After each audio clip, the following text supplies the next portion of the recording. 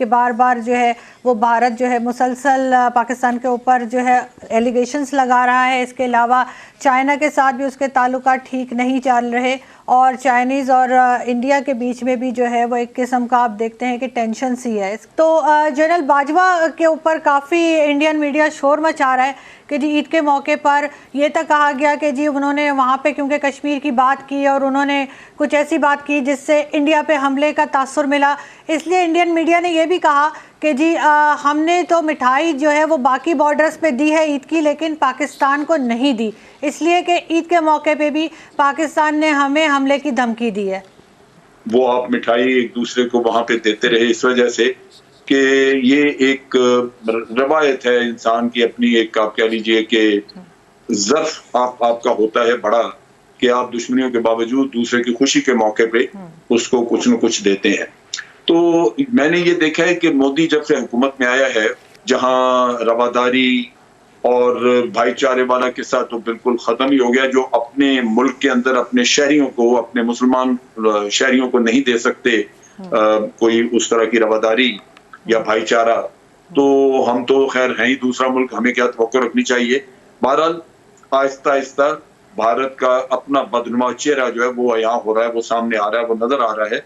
मिठाई ना तो इतनी होती है कि वो को बहुत लोग खा सकें, एक बिल्कुल एक आप कह लीजिए एक जेस्चर होता है, लिहाजा मिठाई का ना आना मैं समझता हूँ भारत के लिए नुकसानदेह है।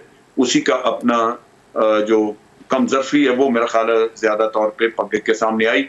हमें इससे लाजमी बात है, कोई फर्क नहीं पड़ता, यहाँ को मिठाई की कमी नहीं है पाकिस्तान में कि हम अपने जवानों को, अपने लोगों को जो वाघा बॉर्डर पे हैं या और भी क्रॉसिंग साइट्स पे हैं कश्मीर में या इधर, उनको सबको हम पहुंचाते हैं मिठाई। और जनरल बाजवा जब गए होंगे तो मिठाई की काफी बड़ी मिकदार उनके साथ गई होगी उन जवानों के लिए। बिल्कुल ठीक। और सर एक कबूतर पकड़ने का दावा भी आजकल इंडियन मीडिया में बहुत ज़्यादा चल रहा है।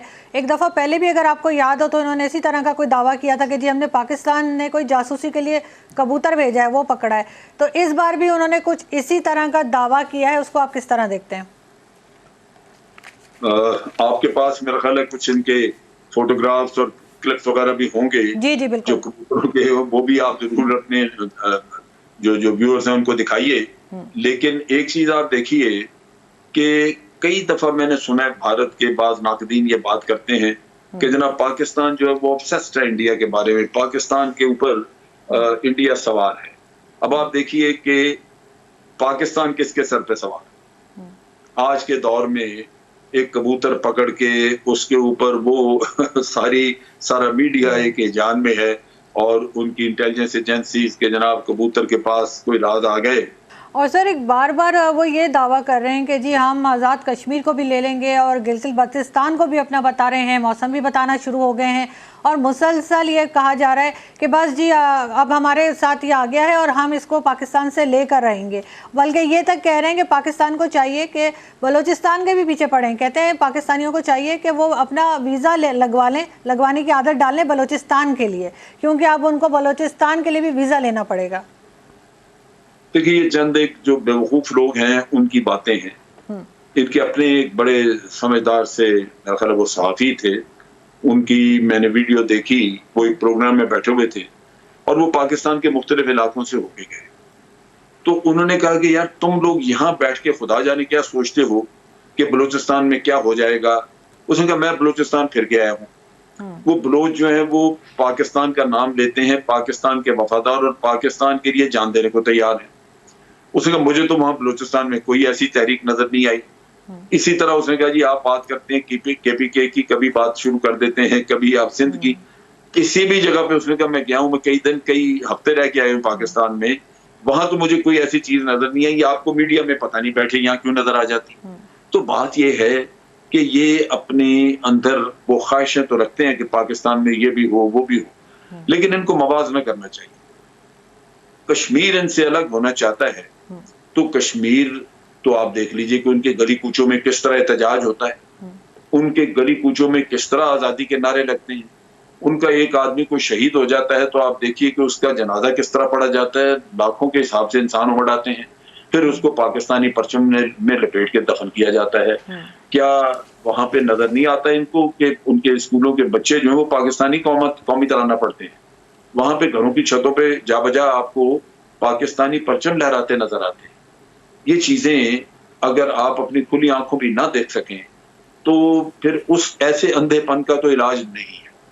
ये चीजें उनको पाकिस्तान में नजर आती हैं कहीं? पाकिस्तान का बड़ा अल्लाह का फजल है कि बलूचिस्तान में जो मसला है वो 2-3 लोग हैं जो बाहर इनके टुकड़ों पे पल रहे हैं। एक ब्राह्मता भुगती है, दूसरा हरब्यार मरी है और एक और इसी तरह का वो मेरा ख्याल है उसका ताल्लुक इससे है कलात से। तो ये 2-3 लोग हैं जो आफ्टर ऑल बाहर इनके पास कोई सोने की कान तो नहीं है, वो यही इंटेलिजेंस एजेंसीज हैं जो उनको पाल रही हैं। तो उन्होंने भी अपना वहां पे बाहर रहना है, याशी करनी है, उनको पैसा चाहिए। इनके कबीलों के चंद एक लोग 2-4-6 कहीं एक जगह पे 2-4 दूसरी जगह पे वो फसाद के लिए तैयार हैं। उनको ये पैसा देते हैं, गैर मुल्की सरजमीन से उनको स्पॉन्सर करते हैं, तो वो इक्का दुक्का वाकया कर देते हैं। वाकया हो जाने से यूं ये चर्चा करते हैं कि जैसे पता नहीं यहाँ पे क्या तूफान है। भाई यहाँ नहीं है, यहाँ कोई पॉपुलर मूवमेंट ऐसी नजर ही नहीं आती कहीं जहां पे कोई एहतजाज नजर आया आपको। तो ये वो चीजें हैं जो कि समझने की हैं। बहरहाल मैं समझता हूं कि वो अपनी नफरतों में इतना आगे जा चुके हैं कि उनकी अकल जवाब दे चुकी है। वो सोच विचार का जो कहते हैं कि अहलियत ही वो खो चुके हैं। वो रैशनलाइजेशन कर ही नहीं सकते अपनी नफरतों की वजह से चीजों की, और एक ख्वाहिश के तहत कि पाकिस्तान में ये भी बुराई हो जाए, ये भी मसला हो जाए, वो उसका प्रचार करते रहते हैं। और ये मैं समझता हूं कि ये नफरत का बीज मोदी साहब का बोया हुआ है जो इंशाअल्लाह इस मुल्क को खुद ब खुद अंदरूनी तौर पे तबाह करेगा। नफरतों की वजह से कोई भी आप सोसाइटी को देख लें, वो फलती फूलती नहीं, बिल्कुल वो खुद ब खुद अंदरूनी तौर पे तबाह होती है। और ये होगी, ये इन्होंने जो लीडर अपने लिए चुना है वो उसका खमियाजा ये भुगतेंगे। सर बिल्कुल ठीक आप कह रहे हैं, लेकिन ये तो बलूचिस्तान में तो सर हमेशा से भारतीय मदाखलत जो है वो अक्सर नोटिस में आई है। जैसे उनका जासूस भी जो हमने पकड़ा था, उसके लिए भी अब उन्होंने एक नई स्टोरी ये निकाली है कि वो कहते हैं कि ये आप लोग ही कहीं से पकड़ के ले आए हैं, और ये उसके बाद उसके ऊपर आप लोगों ने इस तरह से एलिगेशंस लगा दिए हैं। लेकिन सर जो हुर्रियत पसंद जो वहाँ पे हैं, कश्मीरी जो फ्रीडम फाइटर जिन्हें मैं कहती हूँ, वो उन लोगों को भी ये शहीद करते जा रहे हैं, जिसमें जुनैद सराई भी थे, और उनको भी आपने देखा होगा कि पाकिस्तानी परचम में लपेट के और फिर जो है वो दफनाया गया है। लेकिन सर एक तरफ तो ये कहते हैं कि जी पूरी दुनिया में कोरोना फैला हुआ है और पाकिस्तान बजाय इसके कि वो कोरोना से लड़े और कोरोना की तरफ देखे और उसको हैंडल करे, वो हमारे ऊपर जी हमले करने की बात कर रहा है, एलिगेशन लगा रहा है। इस तरह की मतलब कहना चाहिए गलत बातें जो है वो इंडियन मीडिया और इधर उधर से पाकिस्तान के बारे में कही जा रही है। लेकिन दूसरी तरफ हम ये देखते हैं कि चाइना के साथ उनकी एक नई टेंशन शुरू हुई है, और आज भी शायद आपने भी वो क्लिप देखा होगा कि किस तरह से वहाँ से चाइनीज़ सोल्जर आए हैं और इधर से इंडियन सोल्जर्स हैं और आपस में ये लड़ रहे हैं। हर तरफ भारत ने अपने लिए मुश्किल खड़ी की हुई है कि पाकिस्तान से 1 इंच भी इनकी बसात में नहीं है लेना। लेकिन वो मुश्किल ये है कि ये सियासत इसी पे करते हैं, झूठ बोला। मिसाल के तौर पे आप देखिए कि जब उड़ी का वाकया हुआ तो उन्होंने कहा ये छोड़ेंगे नहीं पाकिस्तान को, हम खा जाएंगे, ये करेंगे। नतीजा ये कि इनके अपने लोगों ने दबाव डालना शुरू कर दिया। जब आपका पॉलिटिकल प्रेशर आना शुरू हो जाता है अंदर से गवर्नमेंट के ऊपर, तो मुश्किल पड़ जाती है कि जनाब आपने कहा था पाकिस्तान को सबक सिखाएंगे, अब तो छोड़ना नहीं। अब यानी लोगों की तवक्कुआत बढ़ा दी और आपकी अहलियत थी नहीं कि आप कुछ कर सकें। नतीजा ये कि आपको एक झूठा ड्रामा रचाना पड़ा सर्जिकल स्ट्राइक का, जो कि जिसका वजूद ही नहीं था कहीं। वो एफडीएल पे जो बॉर्डर्स पे जो आपकी रोजाना ही एक्सचेंज ऑफ फायर होता है और उसमें थोड़ा बहुत कभी ज्यादा कभी कम, उसी में थोड़ा अगर ज्यादा कहीं फायर हो गया तो कह दिया जाए सर्जिकल स्ट्राइक कर दी। तो झूठ पे ये इसी तरह बालाकोट पे, यानी मोदी इलेक्शन हारा हुआ था, वो बालाकोट का ड्रामा करके वो इलेक्शन जीत गया और कहने शुरू कर दिया हमने जी 300 आतंकवादी मार दिए वहां। तो भाई हमने टोटल जो नुकसान हमने देखा वो 3 दरख्त थे और 1 कब्बा था। तो और फिर दुनिया को ले जाके दिखाया, पूरी दुनिया की मीडिया ने देखा, मुख्तलिफ ममालिक ने अपने प्रोग्राम में बताया कि ये अबॉर्टेड स्ट्राइक सीन में कोई भी किसी का कोई नुकसान नहीं हुआ।